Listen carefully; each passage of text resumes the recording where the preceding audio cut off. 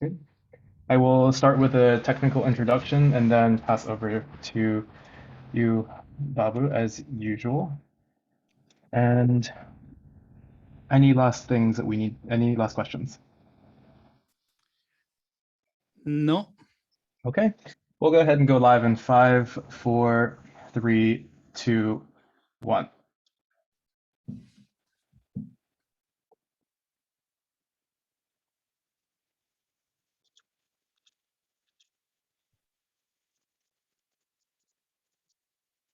Okay, we have participants coming in now. Welcome, everyone. We'll be getting started here shortly.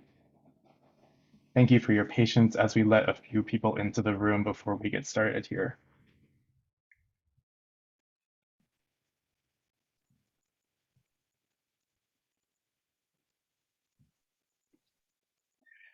Hello, everyone. Welcome to the 7th Asia-Pacific Climate Change Adaptation Forum.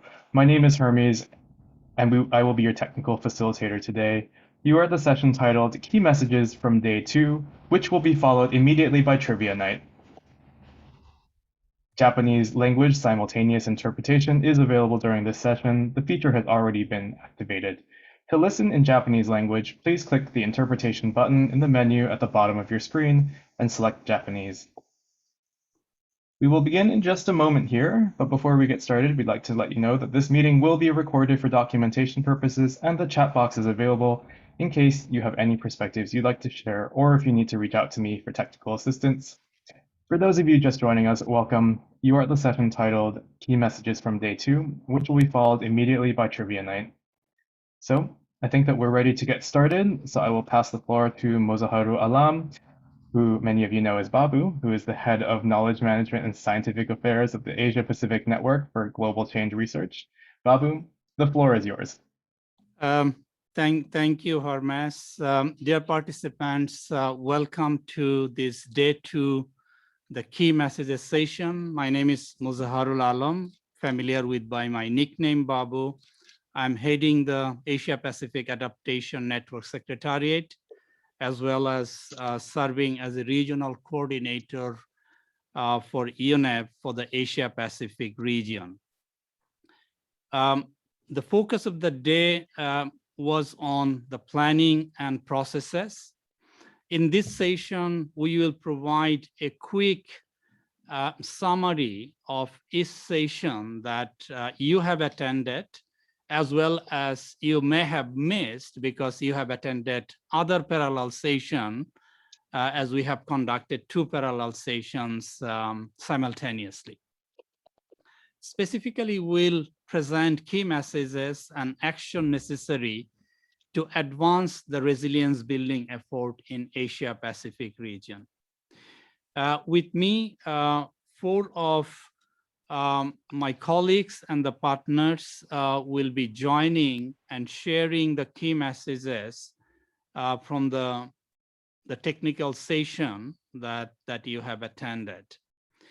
I will be introducing them one by one. Let me begin by sharing key messages that we have captured from the first the plenary session happened in Day 2 on the planning and processes.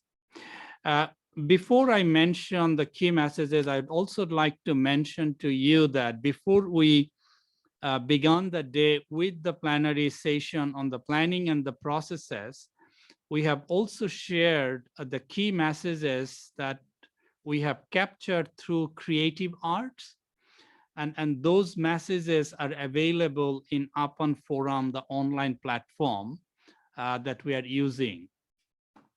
And then one of the things that I'd like to highlight and encourage you to go and see those artwork. It not only talk about what we need to advance the resilience, but how to do that. I think that part is very important. So with that note, let me share with you the key messages of the plenary session on the planning and processes. The first message that what we have heard during the plenary session on planning and processes is resilience is a journey. It requires system thinking, and resilience cannot be built without putting people as primary beneficiaries, and planning and budgeting need to be people-centric. People are the key in the front, are also the leaders, as they have the local knowledge. We have also heard that EU Green Deal offers the opportunity to pursue the implementation of Paris Agreement. The second message that we have received during that session, that break silos. Planning process needs to be vertical as well as the horizontal, and that requires the integration across sectors and also the different scale. The resilience building requires a combination of also both the bottom-up and the top-down approaches. We also heard that the planning processes also provides the opportunity to work together and bringing all stakeholders to the table. The insurance companies and more generally the private sector, the local governments and youth are active agents of the resilience building. But without political will and the leadership, the changes in the current planning and allocation of resources will not happen. So while the planning processes provide the opportunities, but also the leadership is crucial. The session has suggested two step changes. One is the planning related, is mainstreaming climate change into the development planning and budgeting. And also it recognizes that while inadequacies and the challenges to access international finance are known, it is better to start to make your own development climate resilient and not to wait for the international support to come. Obviously, that is necessary and it is important. The second step changes proposed is the project-based approach to climate finance will not deliver on building resilience of society and economy. Need to move from the project approaches to program approaches. So those are the key messages that came from the plenary session. So with that note, it's my pleasure to invite Arghya from the Asian Development Bank to share the key messages of the day 2, the technical session that focuses on the economic sector and how the economic sector, the planning and the financing is happening. Over to you, Arghya. Thank you, Babu, and a very good afternoon, evening to everybody. So in the economic sector session, the focus of the discussion was how do we overcome the tragedy of horizon, that we need long-term thinking in climate, planning timeframes may not match that, so how do we overcome that? The session was very kindly led by colleagues from UNFCCC. We had 6 speakers from Government of Vietnam, from FCDO, from ADB and ILO. We also had a youth representatives who had a fresh voice from her at the panel. There are 3 key messages which came out of the session, and I think these messages or recommendations are very well aligned or echoes what Babu already mentioned that came from the plenary. First was that in order to do adaptation planning, we need to move beyond the short-term planning horizon. That is, planning processes and systems should move away from short-term horizon and factor long-term risk concerns, including acknowledging uncertainties associated with climate risk, but also acknowledging the issues of compound risk, which we are currently facing. So a climate event can happen at the same time with another shock, and the planning system has to accommodate such holistic thinking towards risk. So that's the first point, moving beyond short-term planning horizon. The second point is very much what Babu mentioned about breaking silos and promoting a coordinated approach towards adaptation planning. A coordination between sectors at all levels, but also a coordination which will allow the planning process to be more inclusive by bringing in youth, women, other vulnerable population, but also private sector in the discussion. And most importantly, a coordination process that will allow strengthening the linkage between planning, budgeting, and programming. And this was absolutely critical because a plan in itself can only do that much unless there is money available to implement the plan and a large institutional setup in there to operationalize the priorities of the plan. However, it was also mentioned that breaking the silos and coordinated approach towards adaptation planning requires resources, both financial resources, times, as well as capacity at all levels in the country. The third key point was about jobs and skills should be at the center of adaptation planning. So green jobs, decent jobs, jobs for women particularly, should be a key aspect that adaptation planning should look at, including the wider linkages of such economic sectors which provide jobs with other interventions that look at wider well-being related resilience in terms of health and social protection. The issue of jobs becomes even more critical in the post-COVID recovery process. There's a key three suggestions, just to reiterate again, is move beyond short-term planning horizon, promote a coordinated approach to adaptation planning, and ensure jobs and skills at the center of adaptation planning. Thank you, and over to you, Babu. Thank you, Arghya. Presenting key messages came out from the economic sector, the technical session, the discussion.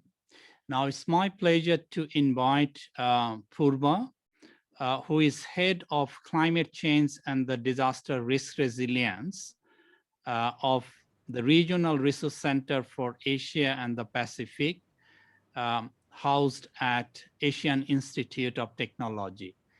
And Phurba will be presenting the key messages and recommendation focuses on communities and local resilience. Over to you, Phurba. Thank you, Babu, and good afternoon to everyone. I hope all of you are having a wonderful session like we did before. So our session was on collaborating efforts to strengthen climate change resilient, to make our city resilient to climate change and disaster risks. And then our organizing partners were United Nations Disaster Risk Reduction, Institute for Global Environment Strategies, and Ministry of Environment in Japan. So we have two keynote speakers, the president of IGES and also the chief of the UN Disaster Risk Reduction. And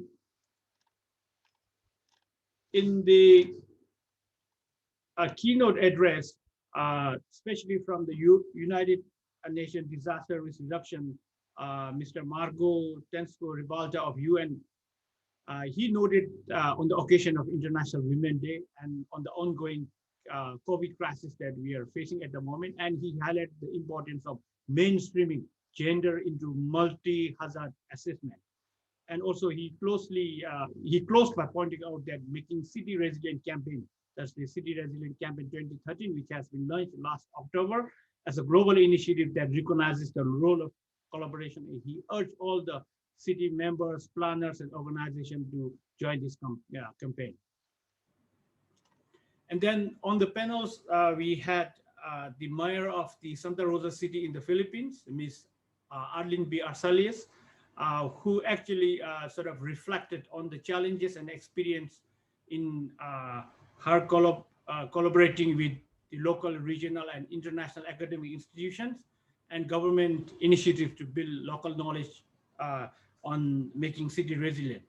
And of course, we have learned that the Santa Rosa city in the Philippines is one of the best examples in terms of climate adaptation planning and disaster risk reduction. And the value of education in partnership was echoed by one of our panelists, Dr. Inu Salki of the Tirubaram University from Nepal, who also worked extensively on building, the Nepal had their earthquake back in 2015, so she was also actively involved in collaborating with different agencies to rebuild the earthquake. So that clearly shows a very big kind of initiative between universities and also the city groups or the city planners and other stakeholders in terms of managing the city resident program. And we have a speaker from IGES, Dr. Binay, who is an adaptation specialist. And also we do have one of our colleagues, Armin Rostoman, who is also the program specialist working with us here. So they sort of hinted on some of the capacity building programs that we are providing, some of the adaptation works that we are doing in the field, and some of the challenges they also share some of the challenges in terms of capacity building, in terms of financing, and also in terms of doing on-ground adaptation programs in the field. And the main challenges and issues and challenges that we have seen during our discussion is that availability of data and information, especially in terms of city level planning, in terms of the city in the Philippines. And also in terms of Nepal, we have seen policies and financings are often ignored, and the specific context and needs of the most of the vulnerable affected by extreme events and disaster are not taken much into consideration. And also the cities and local government have very limited capacities to cope with extreme disasters, and information and modeling of future scenario is often non-existent in many of the cities. So to move to the last key messages, the session highlighted that an inclusive and multi-sectoral approaches is very crucial to build city resilient to climate change and disaster risks, and collaborating efforts should focus on resource and finance mobilization, knowledge and building and exchange, and capacity development via multi-stakeholder engagement from local to regional levels based on the experience shared both from Philippines and also from the Nepal, and contribution from education partnership with city stakeholders can play a vital role in planning process. So I would like to echo actually the key message shared by Babu in the beginning, that breaking the silo is our session is whole about like creating a collaborative platform and getting together. And the final message is that now in terms of fighting climate change, especially in the cities, because cities are by far the most important place where we have to tackle climate change, just because of the fact that 70% of the global emission comes from the cities, because of the fact that there are more number of people living there, and there are a lot of things going in the city. So collaborate, we think that collaboration to tackle this climate change is now not an option, but it is very imperative at this time period. Thank you so much. Thank you, Phurba, for sharing the key messages of the session organized on communities and the local resilience. Now it's my pleasure to invite Nicole Anschell, Research Associate of the Stockholm Environment Institute Asia Office, to share the key messages on session organized on inclusive resilience and focuses on planning and processes. Nicole, over to you. Thank you, Babu. I'm really excited to tell you all today about the Inclusive Resilience Stream discussion, supporting human rights-based inclusive resilience for all. This session was organized by UN Human Rights, UN Women, and UNEP. So the session was opened with Mr. Saad Al-Faraghi, the UN Special Rapporteur on the Right to Development. And this kind of gave us a good opening to talk about how, while all rights are equal, he mentioned that the right to development can act as an elevator and make sure that other rights are realized. And this really set the stage for what our panelists discussed from their own experiences. And this was followed by a presentation by a colleague of mine at the Stockholm Environment Institute, who presented work on climate change, gender equality, and human rights in Asia and the Pacific, as well as gender and disability inclusion in the Sendai framework. So then we had a panel of 5 women from across the region, and they all shared their experience about how they and their communities in the communities that they work in have been impacted by climate change, in order to discuss how human rights-based planning and processes can support inclusive resilience, and ultimately gave some recommendations to make resilience building more inclusive. So Putting the session into only a few key messages doesn't do it justice, so I'm excited for the summary of this event and also the beautiful mural that I saw were made for yesterday's events to come out, but I'll try to give you at least a flavor with 3 key points. So the first one is we need to address the root causes of vulnerability. Barriers to inclusive resilience are structural and lie in a lack of understanding of these root causes. This gap leads to climate action and DRR efforts that are a bit superficial and even risk reinforcing pre-existing inequalities. And so by adopting an intersectional human rights-based approach, stakeholders can enable not only inclusive, but perhaps transformative resilience. The second one is really that everyone is impacted by climate change differently. And the panelists gave examples of how they have seen climate change disproportionately impact individuals, groups, and peoples already living in vulnerable situations. This includes women, children, those living in informal settlements, minorities, migrants, indigenous peoples, LGBTQI+ persons, and persons with disabilities. And that leads me to the third one, which is we need to advocate for inclusion. And for decades, our panelists discussed how people have been advocating for their rights, which takes work and resources that maybe are already limited. But the onus is really on humanitarian and development institutions to ask why such programs are excluding people. Sometimes this is because of social norms that lead to perhaps exclusionary policies and practices.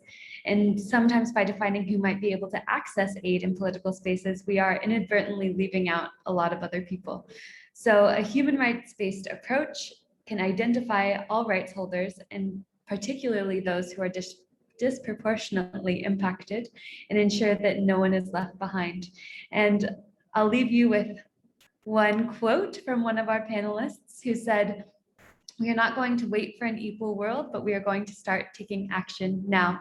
So I'm excited to see some of the recommendations going forward in this week. Thank you. Thank you, Nicole. Wonderful hearing the summary from your session. Now it's my pleasure to invite my colleague, Liz, who is the coordinator of the Global Adaptation Network and based in Nairobi. So over to you, Liz, to share the summary on the nature-based resilience and the discussion happen on the planning and processes. Over to you, Liz. Thank you so much, Babu. We had, I think, like many of you, a very rich discussion and an excellent set of speakers and panelists in our session. We did go over time, so we just got out of that session, but I still will do my best to give you a good recap of what we looked at. We focused our session on integrating nature-based and ecosystem-based elements into national adaptation plans, into the NAP process. And we did that with a view towards looking how EBA approaches can be both be integrated into those processes and how they can actually support those processes. One crucial message that we had in the session is that while NAPs, of course, are the key planning document for adaptation for a country, they're not the only one. And that in fact, many NDCs, if not most of them, also have important adaptation elements to them as well. And many of them are already mentioning EBA principles. One key message that came out is that adaptation planning must be integrated both vertically from local to national and regional sharing levels, as well as horizontally across sectors. And that was the key message that came out. A second key message was that EBA and nature-based resilience principles can actually help to facilitate that process by their very nature of bringing together local and indigenous communities and forcing different sectors to come to the table and be considered in the process. So EBA can actually help with both that vertical and horizontal integration. A third key message was that many NAPs, if not most, are already looking at EBA principles, and that was very gratifying to see. Now, in this session, we had a number of panelists and speakers that helped us to look at those different issues. We had an opening keynote speaker by Dr. Paul DeSanker, who manages the NAP process at the UNEP CCC.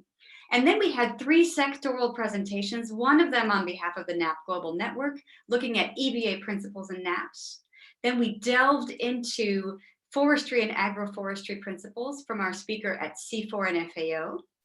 And then we looked at, very interestingly, a health perspective. Our WHO speaker looked at the health of both humans and ecosystems in the NAP process. And that was complemented by a panel discussion of 3 different countries that are at different stages of their NAPs and different stages of looking at EBA. We had Nepal, we had Thailand, and the Marshall Islands sharing their own experiences and responding to those sectoral presentations about which sectors have been most important in their own countries. And finally, we wrapped it up to bring those discussions into a set of guidelines we are creating for the inclusion of EBA into NAPs. 3 key messages that came out from the countries that have been successful at implementing EBA and NAPs is that they needed to overcome 3 important barriers. One of them is access to finance that prioritizes EBA principles. Crucially, many countries have said that the hybrid green-gray approaches are being ignored in many countries and that there's a lot more opportunity to focus on there. So access to finance and overcoming those challenges. Secondly, is an understanding, a lack of understanding of the values that ecosystems and ecosystem services can provide in this process. So that's that lack of knowledge and understanding. And thirdly, what countries identified as a challenge that they were able to overcome is governance and policies in countries that may or may not prioritize looking at nature-based solutions. Those 3 challenges were identified in our session.